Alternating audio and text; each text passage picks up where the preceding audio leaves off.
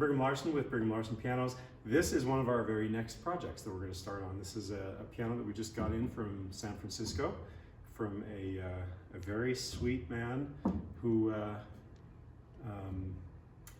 is actually donating this piano to his, I think it's his nephew, who's in Oregon.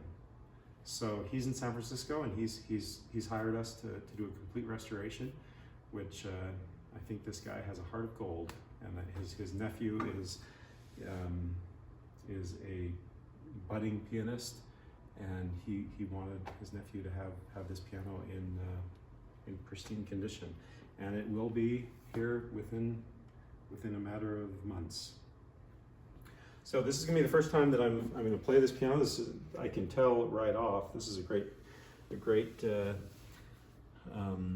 candidate for restoration. I can tell simply, for a number of reasons.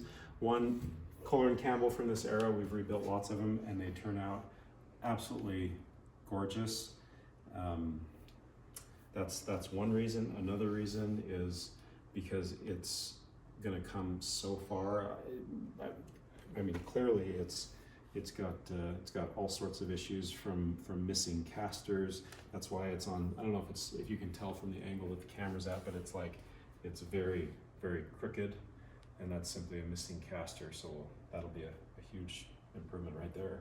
But then also, like, all of these missing in yellow ivory, these ivories will have to go. They're just too far gone. This is not even a D-.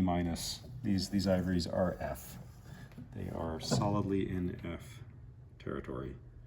So that'll be gorgeous. We're gonna refinish it, so that'll be gorgeous. Got lots of stuff like this. You can see this veneer is peeling up in a very big way.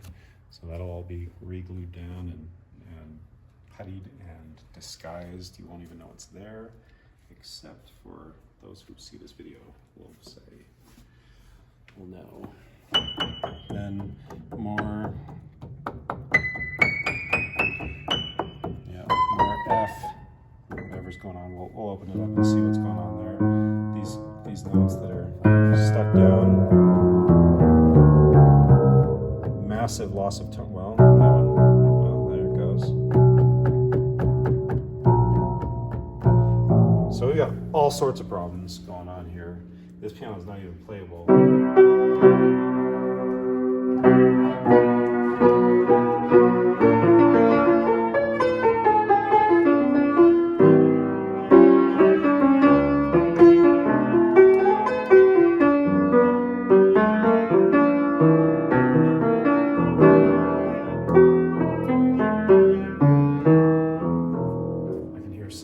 Some dampers as it comes back. You can hear, I don't know if you can hear that, they kind of zing on the release. When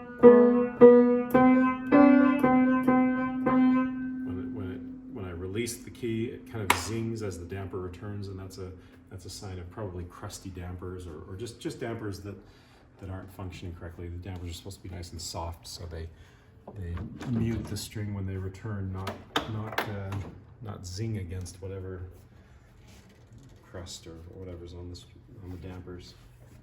So we'll be putting on new ones, obviously. Okay, so that's the issue we've got major pinning issues. We're going to be replacing these hammer butts, so that's not going to be an issue. We'll be repinning them, and we'll probably err on the side of a little bit too loose, since we're in Utah here and the piano's going to Oregon where it's much more humid. So I suspect that there's a good chance that it'll tighten up a little bit in higher humidity. Same with the bushings. Since we happen to be next to this piano, why don't we have a look? Which I'll show you a couple of them. So this is several steps down the road, but you can see, like, how clean and beautiful this is. This piano is also from the same era, and you can see how beautiful these hammers are, and these are the new dampers that obviously don't have crust on them. And then here's another action we're working on. See those beautiful hammers and the beautiful dampers right there.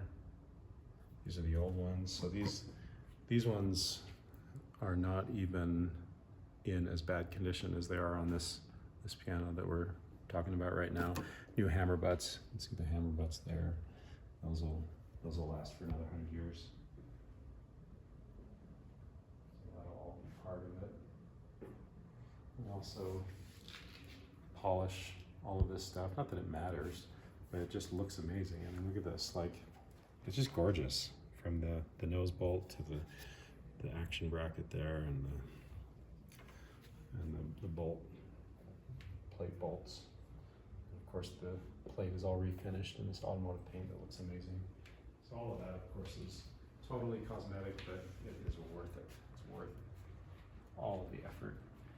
So all of this will just be amazing. Okay, let's check out bridges and soundboard. From what I can see, there might be a few little cracks in the bridges. We do probably about half of the pianos that we rebuild. We end up doing some significant bridge work. A lot of these pianos are just, the bridges are all cracked.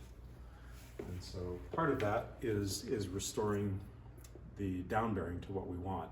We restore as much crown as we can. Then we have a special way of pushing on that soundboard while we re-glue things and put shims in there to take up space, restore tension. What we want is tension in that board. That tension has been lost over the decades. So if we restore tension, kind of like a drum, you can think of like a drum head that's been pulled tight over a drum. It's nice and resonant, but then if it's 100 years old, there's no way that drum head is going to hold tension for 100 years.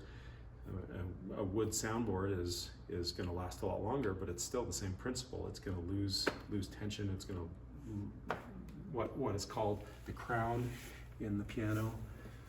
So we do our best to restore crown. We've got a crack in the apron. I can see right there.